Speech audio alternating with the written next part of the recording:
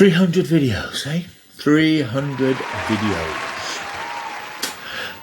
I need to mark that somehow. I need to do something special to mark the occasion. Something unique, something different, something people won't see coming. Something they won't expect. What can I do to really mark the occasion of 300 videos on this channel? I got it. How about a physical media update?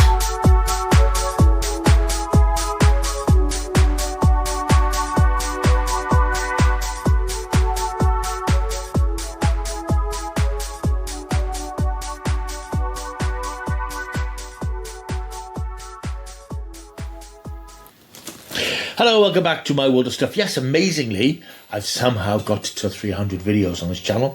Thank you for everybody who's watched over the years. It's been a battle to get up to nearly 350 subscribers. It's stalled again at the moment. So if you watch this and you think it's okay, press that like and subscribe. The subscribe button and like and leave a comment and all that sort of stuff, because it'd be nice to keep the numbers going up a little bit. Yes, so it's 300 videos. And I thought, how do I mark the moment? How do I celebrate the moment? It's going to be very difficult to beat my previous video, the last one, which was incidentally my least watched video since I started doing this. So I think it's fair to say I won't be reviewing films like Journeyman again, which is a shame because it was a good film. It's just a shame that people weren't interested in reading about it. So I dare say I'm going to be keeping to more populist genre titles in the future. But hey, it is what it is. Right, it's physical media update time. These are the videos I do every now and again when I've got some new stuff that I've picked up on my travels. And I have picked up some new stuff on my travels. It is purely physical media today. I have picked up a couple of books and comics and stuff like that, but I thought I'd just stick to the physical media because there's a few discs. There's, in fact, 13 new discs that I've picked up over the last couple of weeks since I did my last review. Update. Oh, never mind. Since I did the last update of the stuff I've got. And yeah, as is my way, I didn't pay full price for any of these things. Again, it's that sort of double standard of support physical media. Yeah, but only if it's cheap. You know, what can I say? We all like to save a few quid and we all like to get bargains. Most of these are charity shop pickups and CEX pickups. I still had a voucher for about 20 quid from CEX. So the CEX one here didn't cost me anything from the voucher. I still got a few quid left on the voucher. The others are things I picked up in online sales and a couple of charity shops. So yeah, let's have a look at what I got. Right, I'm going to try and go through these in the order that I picked them up. The first ones are ones that I picked up from the HMV sale in the last week or so. It's, well, first of all, we start with Superman the movie, and obviously I had to go with Superman 2 and the Donner cut of Superman, the sequel, Superman 2. These came out a while ago, I believe.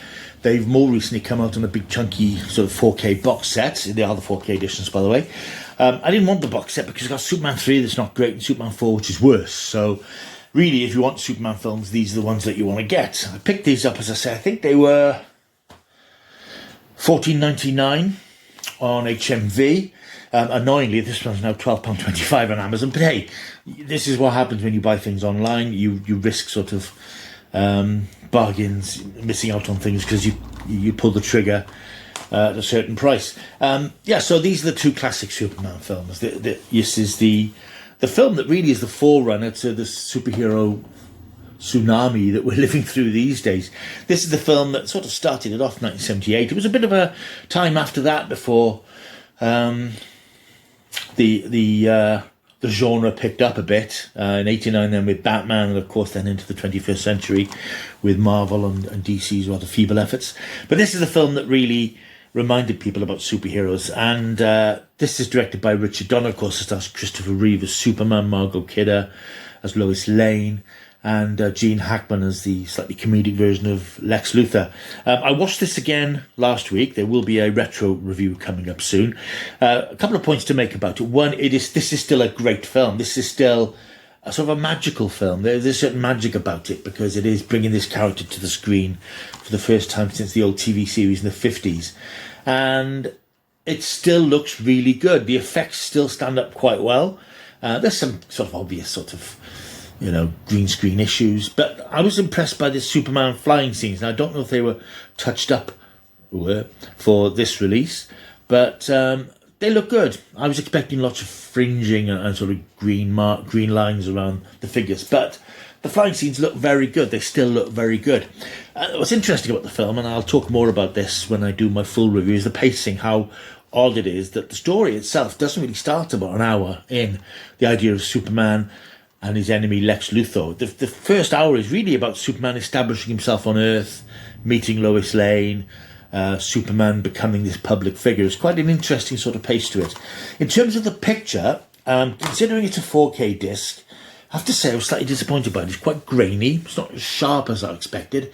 Certainly watching it in the cinema room on the projector, the imagery on Krypton with Trevor Howard and the other Kryptonians before the planet explodes, it's very dark. The faces look very dark. Now, I haven't tried it indoors on my 4K player indoors yet, but certainly here in the projector, I wasn't very impressed by the picture. I know a friend of mine, Sean A., hello Sean, has also picked up this and has made similar observations. It's not one of the best transfers I've ever seen, let's put it like that. But it is a great film, and it's a shame if the picture doesn't reflect that. Then we have the slightly heavier box that contains Superman 2 and the notorious Richard Donner cut, which has extra material but is curiously shorter than the original. Obviously there's some material from the first one that's been moved, and some that's added into the second version. So when you open up, the reason why it's a chunky set, of course, it's the 4K disc and the Blu-ray. I've got these on Blu-ray already, and I understand Sean has watched Superman 2 and he says the picture quality is much better. So I am wondering if there's been some sort of mistake or something with the original Superman, which is such a shame because it is such a classic film, an important film in genre cinema.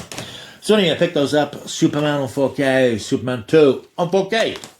I also picked up in the sale, I think this is about $6.99. I think it's one of those things with HMVs, if you get up to 20 quid, you get free postage. So I picked up this for about $6.99. Took me over the postal free limit. This is Fall. This is the film that came out last year. I think I reviewed it when it came out. There's a review somewhere way back there. This is about these two adventurous girls who decide to climb this ridiculously high tower in the middle of nowhere in America, and they get stuck up there. It's a really good, very tense film. It's 111 minutes. Be interesting to see how it works out on a second watch, because obviously I've seen it, I know about the sort of twist at the end. I think it'll probably work because it's still that sort of vertiginous thing of people being up high, which is always a bit rah. So I think it will still have rewatchability, but it'll be interesting to see how it fares second time round. Next up we have some titles I bought in a charity shop yesterday in Cardiff. Went out for lunch yesterday with my cousin, and when she'd gone, I popped to a couple of nearby charity shops. It's interesting with charity shops because they don't have many 4Ks. They tend to have, I noticed a lot of the ones, fairly common ones. A lot of the ones that I think were in Poundland when they were doing their £1, £2 Blu-ray deals. I think people have just punted them off to charity shops. But I picked up 4 in a charity shop yesterday in Cardiff. One of them, it turns out I've got already, so that's a duplicate. Another one of the ones I thought, have I got this on Blu-ray? It turns out I haven't. The one that I have got already, I've just noticed, I've looked in my collection, it's the Social Network.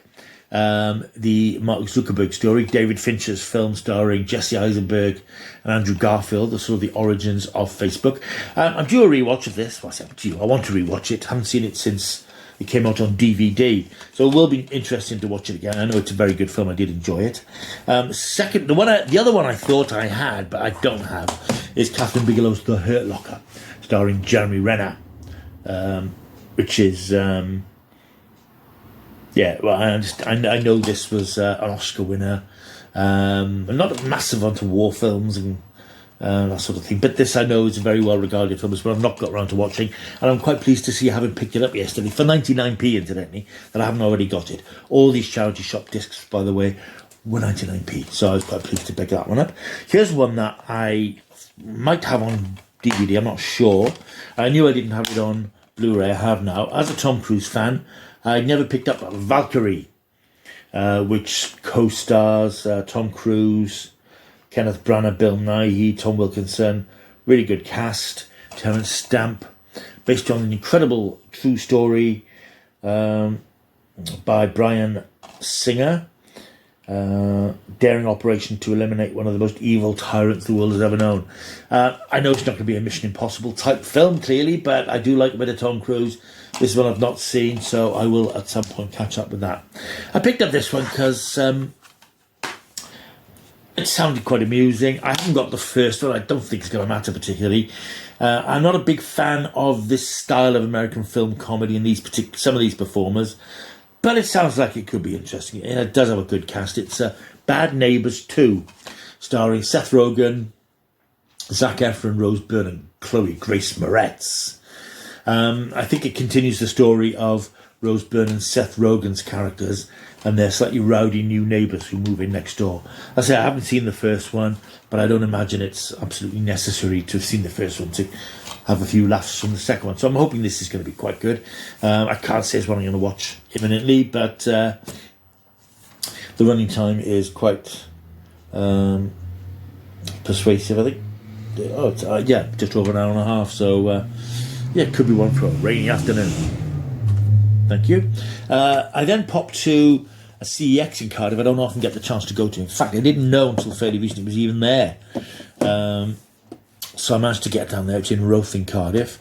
So I had my voucher. I looked through the racks. It does seem fairly standard now in all CEXs that they're just putting 4K discs in the middle of all the Blu-rays.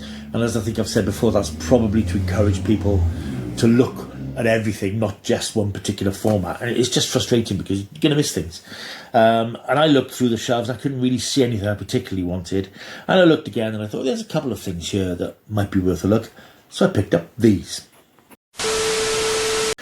First up, we have Amy. This is directed by Ian Cook, and it's a documentary from a few years ago about the tragic Amy Winehouse, one of our greatest sort of singer-songwriters of the last 15, 20 years. And of course, she, after a very promising start in her career, fantastic sort of really earthy vocal quality to her, and she reached sort of superstardom with her second album, Back to Black. But unfortunately, she went into this spiral of decay and drug abuse and so on that eventually took her life in 2011. Hard to think it's 12 years ago now, because I remember hearing the announcement on the radio on a Saturday afternoon that she passed away. I know this is very good. I know people who've watched it and said it's excellent. I'm not a massive Amy Winehouse fan, but I do like the stuff that she did. I mean, she only did 2 albums. It's such a tragic shame that such a talent abused itself in that way. So I will look at that at some point. I think it's quite a long film. It's just over 2 hours, but I think it's going to be an interesting watch. I think that was £2 in CEX. This one I picked up, having not seen the others in the series, although I do have a box set of DVDs. This is the most recent iteration of the Critters Attack, which came out 2019. Critters, who sort of appeared as slightly shameless rip-offs of the Gremlins. Quite a few Critters films came out back in the 80s and to the 90s. This was a fairly recent iteration. Mysterious alien critters have crash-landed in a small college town, devouring every living thing they encounter. Drea and the kids she's babysitting must try desperately to save themselves from the ravenous, rolling beasts. Will Drea discover her inner badass? Will it be enough to stop the critter onslaught? Yeah, it sounds like it might be fun. I can't remember what the reviews were like. This is a £5. Probably more than I would have. I certainly wouldn't have paid a £5 for it, but on my voucher, with not much else there, I thought, yeah, I quite like a cute monster film. Why not? This one was 50p. I've never seen it. I think I'd heard of it. It stars Colin Farrell, Noomi Rapace, Dominic Cooper, Terrence Howard, and it's called Dead Man Down. It's from the director of Girl with a Dragon Tattoo, that being Nils Arden Opley. It sounds like an interesting thriller. Victor, played by Colin Farrell, a rising gangman player, has infiltrated the crime empire run by the ruthless kingpin Alphonse, with the single purpose of making him pay for destroying his once happy life. As he meticulously orchestrates his vengeance from his high-rise home, he is watched from afar by a mysterious young woman who threatens to expose him unless he helps her carry out her own campaign of retribution. Yeah, it sounds worth a look. I do like a sort of contemporary urban thriller, the best revenge thriller in years, according to Radio 5 Live, and they should know. This is the same as 50p. The last one I picked up, I was quite pleased to pick this up, and I wasn't sure I was going to get it because I like the film, but it's not one I've revisited. Now I will, because I picked it up. It was on 4K and it was £10. As I said, that came off my voucher. But when I got to the till, it did miraculously drop down to £8, and it's Denzel Washington's The Equalizer, the first in the series of films. This came out in 2014. There's a second one. I think there's a third one coming out very soon. We all like a bit of Denzel. This is a good film, and this is in very good condition for £8. It's got a slipcase for all you slipcase fans, which is in very good condition. Disc itself is in good condition, I believe. Let's have a look. Yeah, just looks fine and fresh. It's still got its little Ultra DVD HD leaflet in it. So yeah, that's one I will rewatch, in fact, before the new film comes out. Well, the slickest action picture of the year, says the Daily Star. And they should know. So there we are. Yeah, so I was quite pleased to get that. Particularly pleased then when it was £2 less than I thought it was going to be. These are ones which came in the post. I think this one also I may have got from HMV, but it came separately from the others. And I bought this because another YouTuber recently picked up both the X-Files films. Didn't want the second one because I'm not a big fan of it, but I thought I'd pick up the X-Files Fight the Future, the first X-Files spin-off film. This dates back to the middle of X-Files Mania, 1998, of course, stars Gillian Anderson, David Duchovny, a larger scale, broader version of the TV series in this film, which is very good. I haven't seen it for years. Loads of special features. The film itself runs to just over 2 hours. It'd be nice to dip back into the world of the X-Files. I did start a year or so ago doing a bit of a rewatch and watched most of the first season, but as with a lot of these things, just got swept away by watching other things, so I didn't get a chance to get back into it. So it'll be quite interesting to see how the film stands up all these years later. Two others then, which were also sort of sale-ish items, if you like. This one I picked up on eBay. This came up fairly recently, and I was interested in it. I saw somebody else on YouTube saying they picked it up on Amazon for about £10 the week after it came out. It's gone back up to sort of £15 now. So I went onto eBay and picked it up for £8, and it's called Lola. It's a sort of a found footage time travel film. Making history will never be the same again. Stars Emma Appleton, Stephanie Martini. And it sounds very good. It sounds interesting. I do like a quirky, clever time travel film. I'm not a massive fan of found footage. I went and saw so many of those things when we had that craze a few years ago. But this is quite a short film, about 83 minutes. So it won't wear out its welcome, I'm sure. That's Lola. Speaking of found footage, incidentally, I did watch a film on the weekend, which there'll be a review for on Starburst Magazine's website quite soon, called The Wendigo, which is very Blair Witchy in its look, and it's awful. So that's coming out soon. I wouldn't advise you taking a look at it unless you really are masochistic. Not a good film. And the last one I've got, this came yesterday. I bought this purely because I was on Amazon, and you know what Amazon does, they throw up things you might like, you might be interested in. And this Blu-ray came up reduced to $5.99, and I knew of it, looked it up, thought this sounds quite good, so I thought I'd pick it up. It's Angelina Jolie in Those Who Wish Me Dead, which sounds like an exciting gripping watch, a thriller. Angelina Jolie is a smoke jumper who is reeling from the loss of 3 young lives she failed to save from a fire.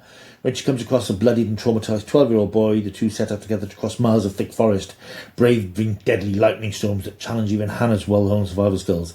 They're unaware of the true dangers they face as they're hunted by 2 killers while a massive fiery blaze heads straight for them. Sounds fun. Sounds quite exciting. Sounds a bit of a thrill. This came yesterday when I was out and about, so I haven't opened it yet. So it's going to be in pristine condition. Yeah, inside it's just a straightforward Blu-ray in a box. So there we are. That's my latest pickups over the last couple of weeks, and that's my 300th video. Not the big, huge celebratory video you might have expected, but what's the point? Hope you've enjoyed having a look at those pickups. If you picked up anything interesting, why not let me know down below. Anything you've snagged on eBay or in charity shops or any sales online. There's nice bargains to be had out there. And as I said, it is a difficult thing because I am a big supporter of physical media, but I don't like paying the prices. So I'm going to pick them up cheap if I can. And so there, I make no apologies for that. Right, thank you for watching. I will see you soon. I was going to talk about a film which I've seen recently, but I think I might do that in the next video. Coming up next, I think, will probably be my review of Oppenheimer, which I'll be seeing hopefully on Friday. The running time is about 3 hours, and that does put me off a bit, but I do want to see it. My week has sort of turned slightly upside down at the moment because of some news I had this afternoon in relation to possible acting essay job, which means I have to move my week around a little bit. I was going to see Mission Impossible Dead Reckoning Part 1 again this week. I'm hoping to squeeze that in somewhere. Anyway, this is me thinking out loud. Thank you for watching. Like and subscribe, leave a comment, share, and I'll see you next time. Until I do, yeah, keep taking the stuff.